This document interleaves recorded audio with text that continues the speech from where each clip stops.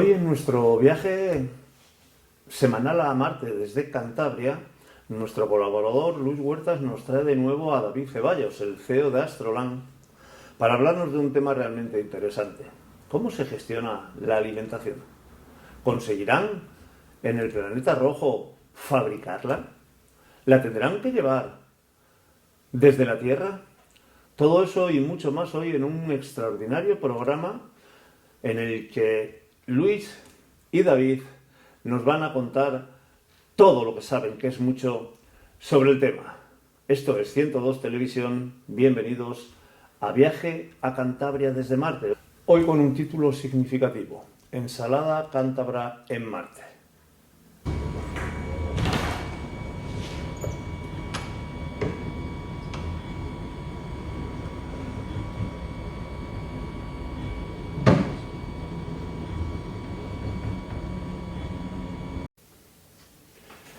Buenos días, larga vida y prosperidad para todos los habitantes de esta tierra.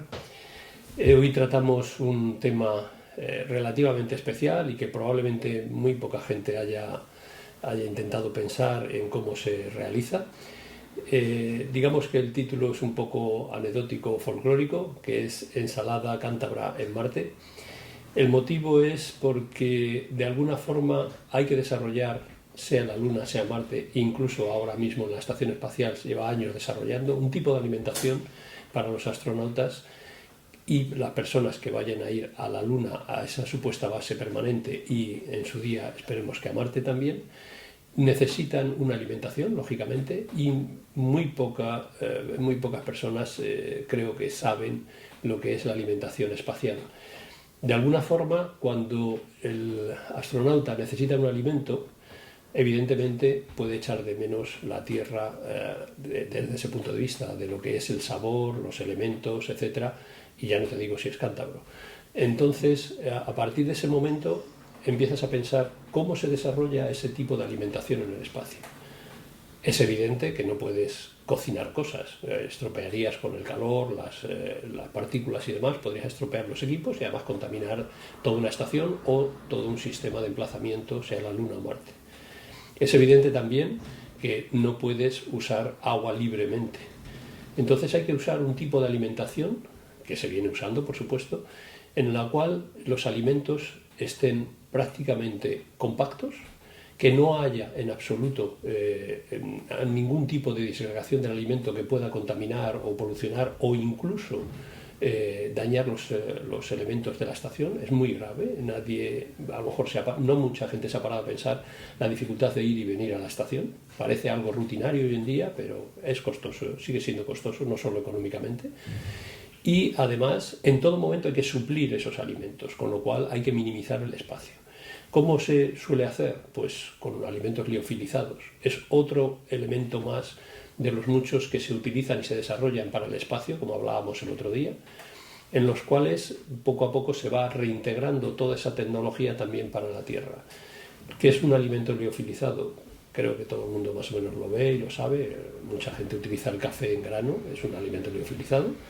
Se le extrae el agua después de un proceso de congelación a muy baja temperatura, muy rápidamente se le extrae el agua a base de un elemento de succión y presión que se llama sublimación, directamente de la parte congelada a la parte de extracción del aire, y posteriormente se calienta un poco para tener un alimento que en todo momento está comestible y que es duradero y encima evidentemente se ahorra espacio y probablemente de alguna forma grave peso.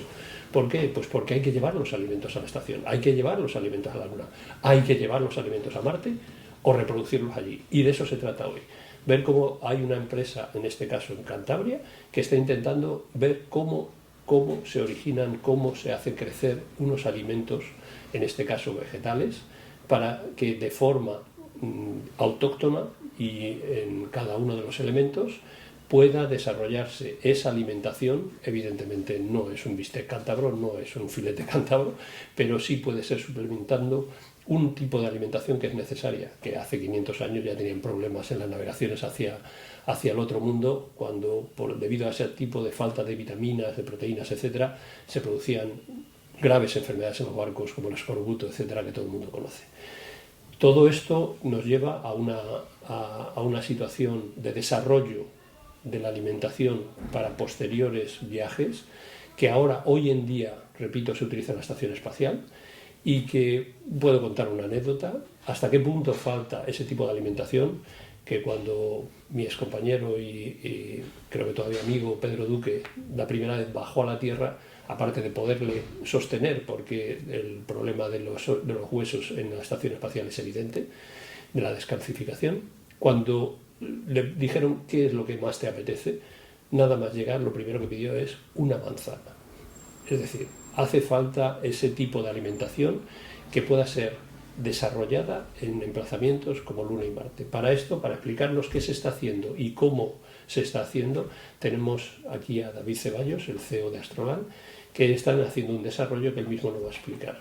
Buenos días, David. Buenos días, Luis. Un placer estar aquí contigo. Gracias, igualmente.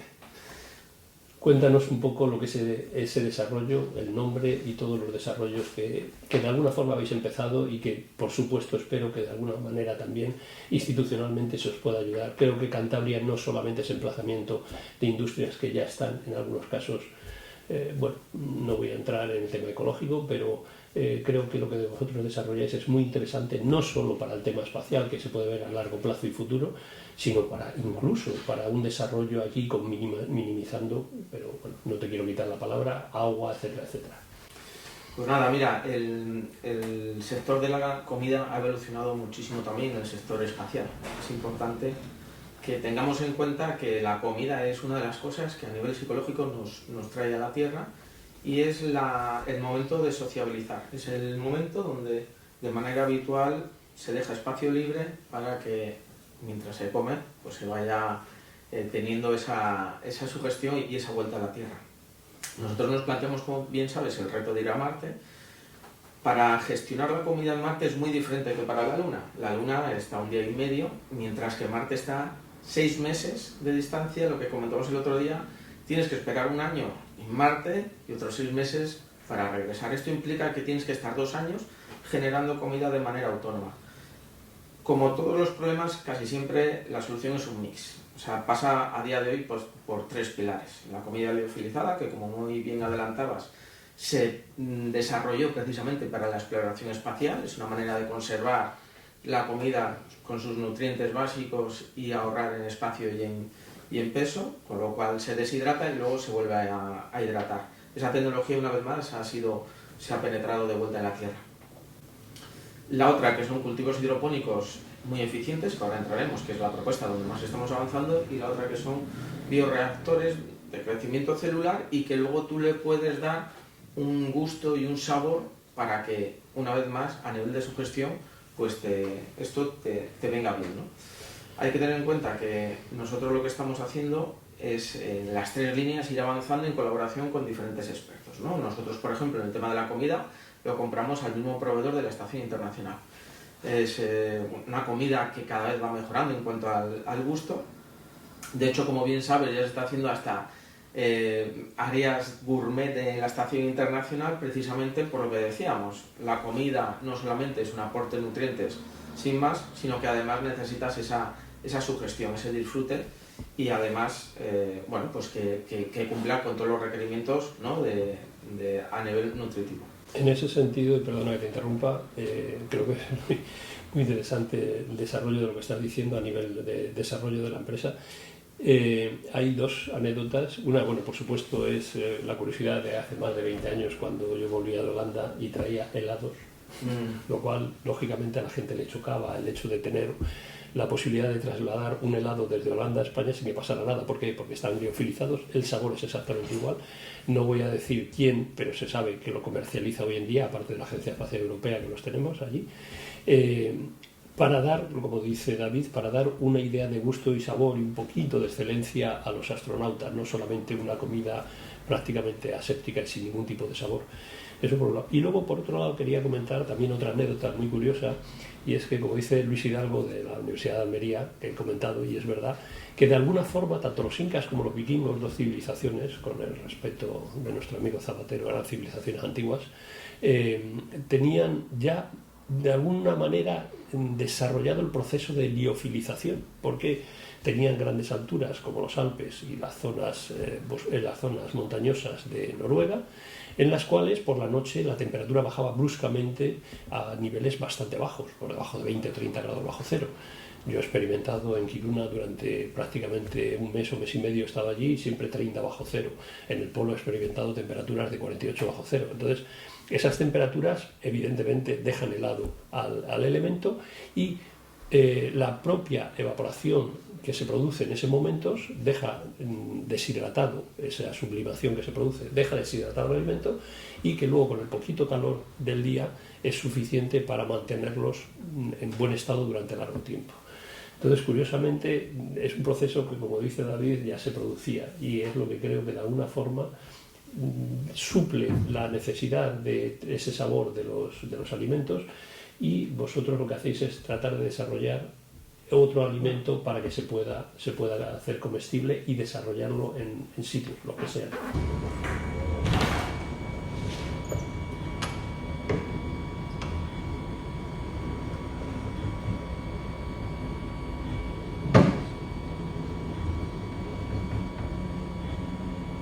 Bueno, dentro de este mix que te adelantaba, nosotros también ahora estamos avanzando mucho en los cultivos hidropónicos.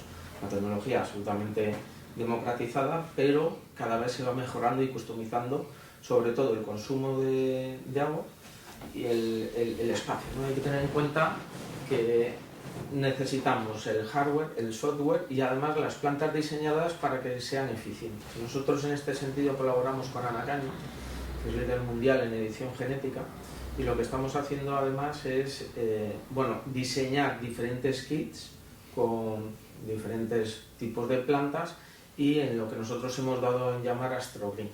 El AstroGreen es un sistema de cultivos hidropónicos muy avanzado en el que monitorizamos todo el ambiente para que la planta tenga pues, el mayor rango, por ejemplo, de luz, cuando además toca, cada uno tiene sus franjas y además con bioestimulantes. Estos bioestimulantes que son naturales, que tienen la capacidad de ir muy dirigidos para cada tipo de planta y además están desarrollados también pues, por últimas tecnologías. Esto lo que implica es que tenemos un rendimiento a la hora de la producción de plantas muy elevado. Por un lado, ahorrando al máximo el ciclo del agua para el ámbito de la planta. Sabemos que el oro en el espacio es el agua, con lo cual es un bien muy finito y que hay que cuidar. Y que también es en la tierra, con lo cual, una vez más, volvéis a reinvertir la tecnología hacia la tierra. Es decir, el desarrollo que estáis haciendo es biunívoco, no solamente para el viaje, sino para la tierra. Esto es transversal a todo lo que hacemos. Todos los avances que supone resolver estos problemas extremos tienen un impacto directo y positivo en la tierra. Hay que tener en cuenta que ahora mismo a nivel mundial está habiendo un montón de problemas en cuanto a la producción de la comida. Se está haciendo. De entrada, la gente no conoce que un alimento, un vegetal, recorre de media unos 2.700 kilómetros antes de llegar al plato. Estamos pensando en la huella de CO2 que este rastro deja. Hay que tener en cuenta que los conservantes que se dan a este tipo de plantas o vegetales para que lleguen a tu plato sabemos que son poco saludables, que están durante 3 meses o 4 o 5 en cámaras, inclusive algún año, de un año para otro, y además eso pues hay una pérdida de nutrientes muy importante. Pensemos, por ejemplo, cómo supondría la producción de una lechuga, para un ejemplo que podemos entender de manera sencilla. Primero, no hay pérdida de nutrientes, porque tú vas cortando hoja a hoja en función de lo que te vas necesitando, va creciendo de manera continua, no la cortas y la consumes, sino que la misma planta sería casi equivalente a 3, porque tú las vas consumiendo justo a tiempo. O sea, cuando tú lo necesitas, y además eliminas esa huella de CO2. Con lo cual tenemos un ahorro de coste brutal, tenemos un ahorro energético increíble y eliminación de la huella de CO2. Esto es muy importante porque es una nueva estrategia que además podemos producir, ser autoproductores, o sea, esto se va a hacer indoor, directamente en tu propia casa, y los excedentes además los puedes comercializar, vender, intercambiar o hacer lo que quieras, pero lo que está claro que la autoproducción para que tú consumas alimentos como si fuera un medicamento, porque hay que tener en cuenta que está creando en tu propio ambiente, se está creando antibióticos naturales en tu propio ambiente, que es que eso es, una vez más, una manera de estar más saludable, ¿no? Más protegido. Hay que tener en cuenta no solo esto, sino que se están generando guerras por el agua para los cultivos. Pongamos como ejemplo África. O sea, están China y Arabia Saudí comprando tierras fértiles en África, expulsando en muchas de las ocasiones a sus habitantes naturales de allí para tener sus propios alimentos. Estamos viendo qué pasa con la trazabilidad, que es un dato que la gente no tiene en cuenta. Sin más lejos, en Marruecos hay 20 y pico contaminantes que en la Unión Europea no se puede comercializar. Y los comemos de manera habitual. O sea, ¿qué te quiero decir? Que es que ellos en el proceso es como taparnos los ojos, esa trazabilidad alimentaria, bueno, es una cosa absolutamente demencial, porque no se está llevando a cabo de manera correcta. Estamos luchando cada vez más por ver un poco el origen de cada uno de los alimentos, pero cómo ha sido producido es algo que más vale mirar hacia otro lado. Y luego, la tercera, la siguiente parte, que es las plantas. Las plantas diseñadas con edición genética, hay que tener en cuenta que la edición genética lo que hace es potenciar los genes ancestrales. O sea, no es que haya ADN exógeno, quiere decir que sus propios genes los potencias, ¿no? Esto es una herramienta buenísima que está haciendo superalimentos de todo tipo, no solamente de cómo se puede potenciar pues, sabor, color y otras virtudes del producto, sino que además también a la hora del consumo energético, ¿no? O sea, de agua, perdona. Por ejemplo, Anacaño ha diseñado plantas resilientes al estrés hídrico que prácticamente nacen en un desierto. O sea, hay que tener en cuenta que toda esta tecnología lo que nos hace es tener una mayor producción, menor coste por unidad producida, sobre todo mejores alimentos. Una estrategia, sin lugar a dudas, de un gran impacto a corto, medio y largo plazo aquí en la Tierra, y por supuesto nos da más garantía de éxito en destino. ¿Por qué? Porque claro, si vamos a tener que estar 2 años en el espacio, no podemos ir con un bosque, tendremos que gestionar de una manera eficiente para que con unas pocas semillas podamos generar mucha comida.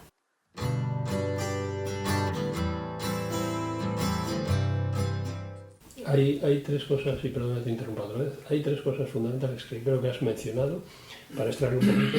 Estás hablando de países como China, Marruecos, etcétera, pero no nos debemos olvidar lo que ha pasado desde hace unos meses a esta parte en España. De alguna forma, todo el problema que ha habido de agua, esto hubiera contribuido a poder seguir un sistema de producción más o menos restringido todavía por el agua, pero no a los niveles que hemos tenido. Es decir, no hay que irse muy lejos. El segundo tema que has comentado, por lo que veo y tratando de extraer consecuencias de lo que comentas, es que tienes unas colaboraciones, digamos, de biólogos y bioingeniería y demás, que son bastante avanzados y que de alguna forma están dando un impulso a lo que se trata de hacer. Y luego lo tercero y fundamental, que no he querido comentarlo antes porque me imaginaba que llegaría el momento, y es que el alimento, sea a la estación, a la Luna, a Marte, a donde sea, hay que llevarlo. Es decir, hoy por hoy no hay ninguna posibilidad de originarlo más allá de lo que estáis vosotros y probablemente alguna parte más, que eso también lo comentaré luego, desarrollando. Es decir, no hay forma. Hay que llevar el alimento, hay que llevar el agua, hay que llevar todas las cosas que se puedan necesitar y que sean consumibles. Con lo cual, todo este sistema, minimizando peso, minimizando agua, mejorando los servicios y tratando de reproducir de alguna forma lo que se tiene aquí en la Tierra, es fundamental. Bueno, lo que se está intentando hacer es generar ecosistemas circulares. O sea, contra más nivel de autonomía tengamos, más probabilidades de éxito. Claro, esto, además, hay otro punto que hemos comentado que es importantísimo, que es la sugestión. De esto está muy descrito. A nivel de psicología, lo que impacta el ver crecer, por ejemplo, un tomate con el color y tomar un alimento fresco. O sea, esto cambia totalmente la psique de un astronauta y por eso se potencia este tipo de estrategias de generación de comida autónoma. Es curioso porque después, repito, de los años que he vivido en Holanda, cuando venía a España, lo primero que me preguntaban es qué te apetece, algo parecido a lo que contaba antes la anécdota de Pedro Duque. ¿Qué me apetece? Una ensalada. ¿Por qué? Pues porque Holanda es un poco como podría ser cualquier otro emplazamiento de estos. Es una tierra que, bueno, pues que tiene pocas dimensiones y entonces de alguna forma tienen que mejorar la producción. Y la forma de mejorar la producción, ese crecimiento no es que sea artificial, sino simplemente minimizar la superficie a la hora de utilizar para el crecimiento de vegetales y demás, con lo cual conlleva unas pérdidas de sabores y unas pérdidas de, digamos, de lo que es el alimento. Nutricionalmente probablemente sea el mismo, pero cara al consumidor es un poco más, digamos, insaboro o insípido.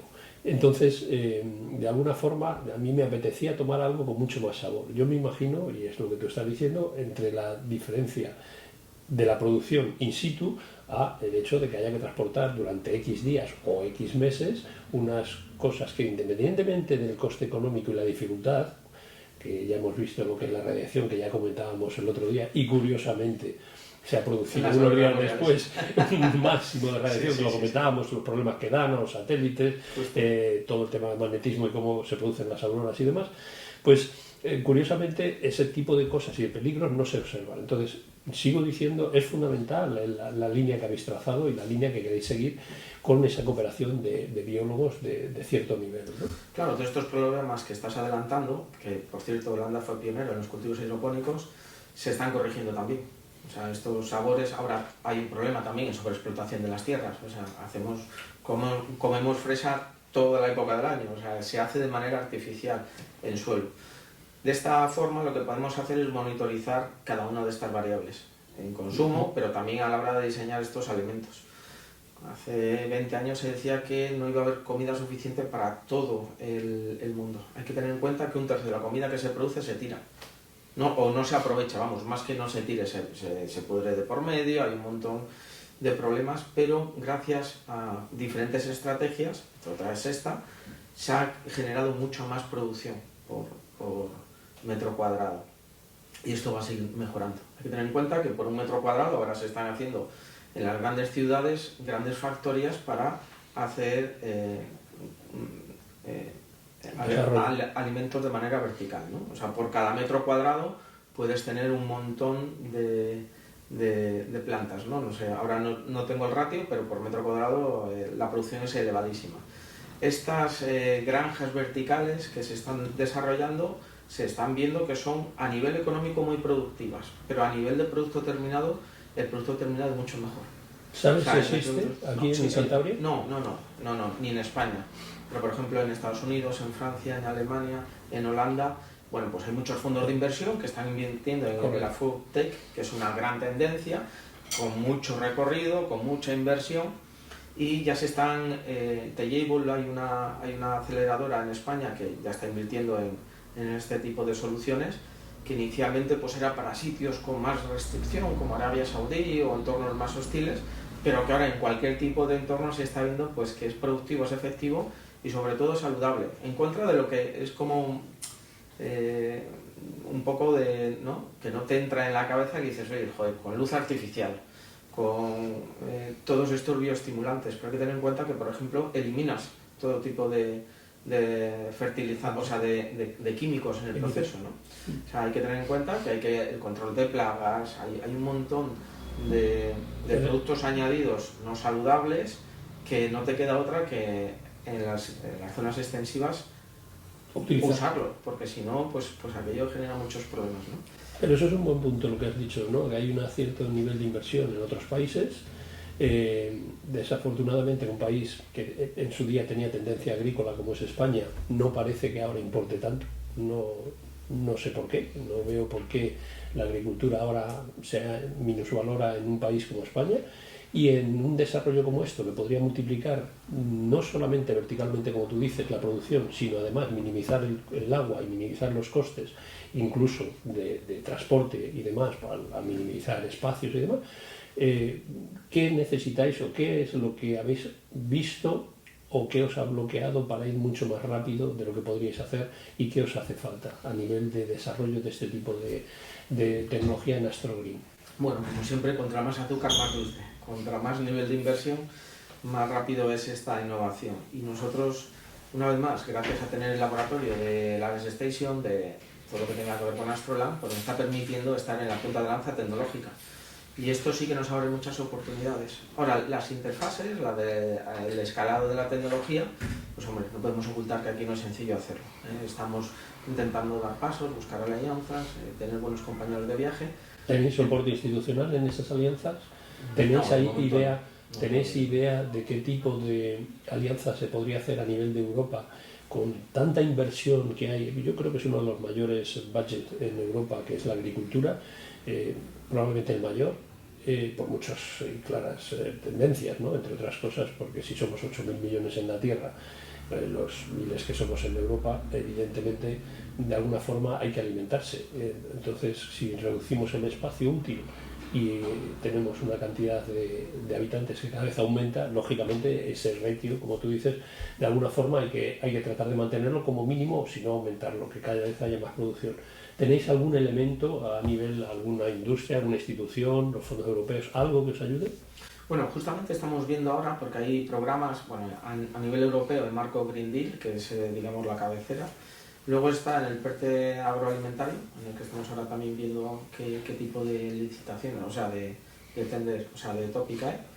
Y luego ya más a nivel privado. A nivel privado sí que, obviamente, no deja de ser esto una industria del futuro, es algo que todos necesitamos y si es costo efectivo, pues tendrá sentido. Antes se decía que el pan se necesitaba y que era algo fundamental y básico, y creo que lo que tú estás diciendo es correcto. O sea, ahora mismo esto es fundamental y básico. Yo creo que otra de las grandes lecciones de la pandemia fue la soberanía, por lo menos, en lo que es básico, ¿no? O sea, alimentaria, cuando menos. Energía y, por supuesto, la comida. O sea, ahí nos dimos cuenta de que no podemos depender tanto de terceros países porque puede surgir eventualidades que luego nos haga acordarnos pues todo lo que ha pasado, ¿no?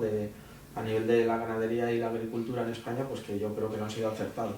Y tenemos una oportunidad a través de la tecnología de mejorar esta área. Yo creo que hay que aprovecharlo y es algo absolutamente necesario por todas las vías, ¿no? Y para nosotros es una aplicación de tierra, por decirlo de alguna forma. Pero eso es un buen punto, es decir, ahora mismo ¿hay alguna empresa o alguna institución, algo que esté intentando desarrollar este tipo de cadena alimentaria o tecnología en España?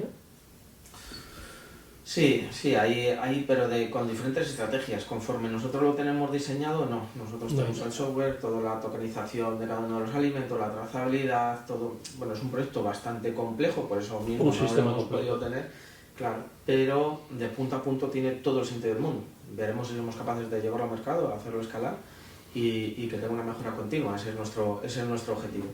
Pero por lo menos están las bases y la tecnología y el timing, ¿no? El momento que es bueno para desarrollarlo, porque efectivamente si lo hiciésemos antes, pues igual no tenía esa penetración al mercado, o si lo hacemos después, pues lo hará otro antes que nosotros. Y estamos justamente en ese momento.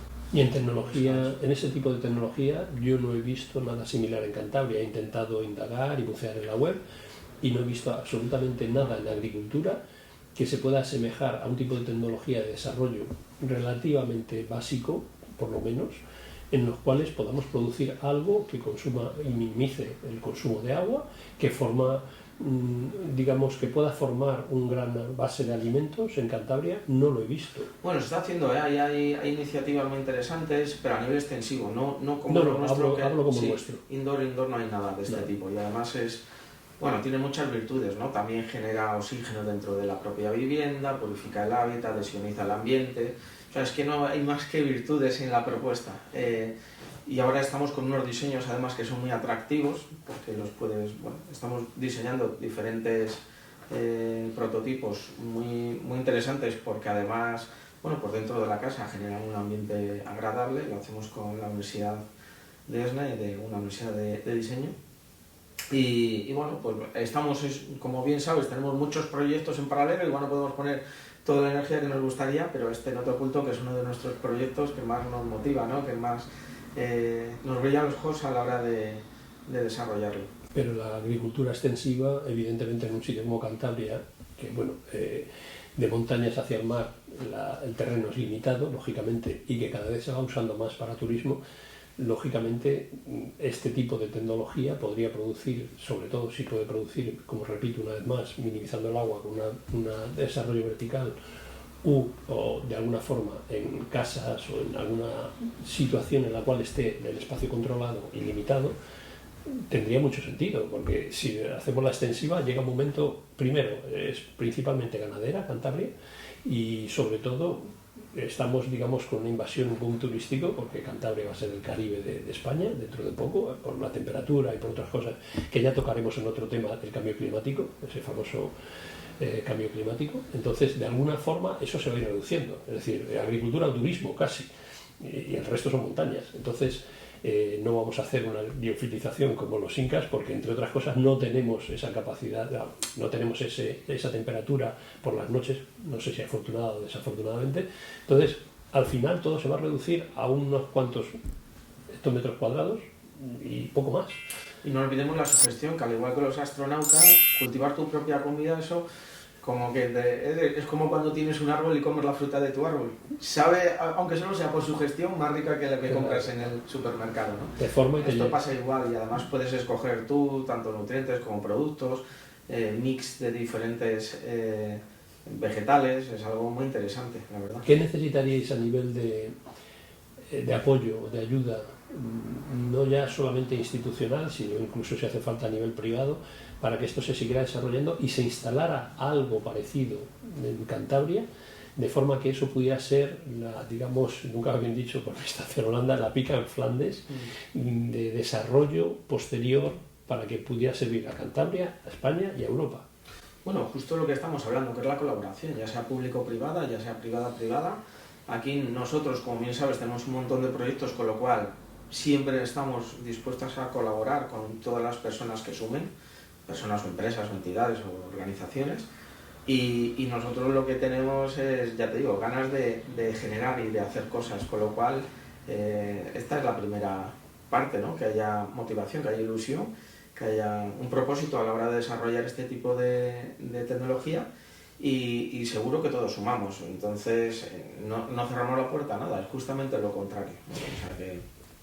En ese sentido tenemos un nuevo presidente de la Agencia Espacial Española, Juan Carlos Cortés, que creo que es una persona amigable, bastante abordable y sobre todo muy, bueno, digamos que escucha y entiende los problemas.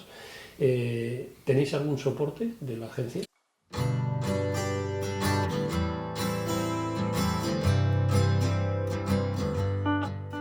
Sí, bueno, con la agencia nos han visitado, sabes que no están dotados ahora de presupuesto, estamos con varios proyectos en el PERTE aeroespacial, y yo creo que nosotros además somos una buena infraestructura para ellos, porque todo lo que tenga que ver con exploración tripulada pues es algo que, como bien sabes, si no lo queremos decir otra vez más, ¿no? La propuesta de Astrolan es única en ese sentido, pues claro, han visto muchas sinergias. Vamos a ver ahora, el nombramiento ha sido de hace una semana.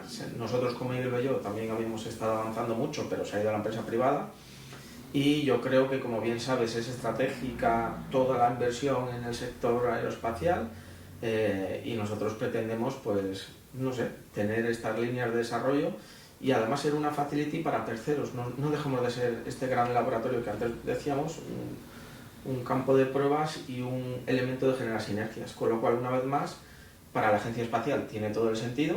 Ya hemos estado, insisto, avanzando con ellos. Vamos a ver ahora también qué estrategias tienen ellos, porque a última hora, pues yo creo, bueno, somos muy optimistas en ese sentido, porque bueno, pues está prácticamente todo por hacer, por decirlo de alguna manera, y el momento, una vez más, es muy bueno, y entendemos que saldrán buenas colaboraciones y haremos cosas importantes. Pues esperemos que sea así, esperemos que Cantabria tenga una industria espacial, pero sobre todo una industria de soporte a una vida exterior, que bueno, si seguimos en esta, digamos, incremento de población en la Tierra, pasamos de, recuerdo mis tiempos mozos, que éramos entre 2.000 y 3.000 millones, a casi 8.000 ahora. Evidentemente la situación empieza a ser preocupante y empresas como las que lidera David creo que son fundamentales, y Cantabria podría tener un buen empuje en este sentido, y España también. Creo que es una de las inversiones en las cuales Europa no está centrada, y en cambio sí hay una empresa en Cantabria que sí se centra. Muchas gracias por escucharnos.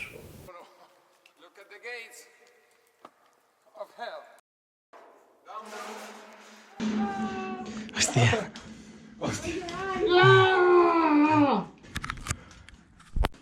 Astroland 5 is out.